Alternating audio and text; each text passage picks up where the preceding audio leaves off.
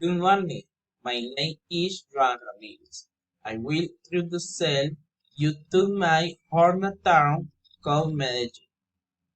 The city of Medellin in the territory which has historically become a good place to live for the people who visit.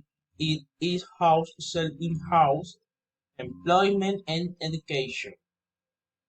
Medellin is the second most important in Colombia, one of the most named cities, famous for the Blue Ocean Maiden, and now at the city of eternal springs.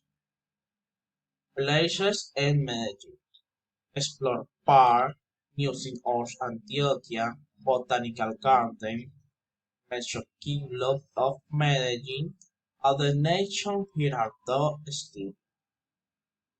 Medellin 10 years ago was a city behold the wild cables, without giant bridges, without minutes, few days, before some places and neighborhoods were not there, such as the new was modern Laura Precious, River City and Valladolid.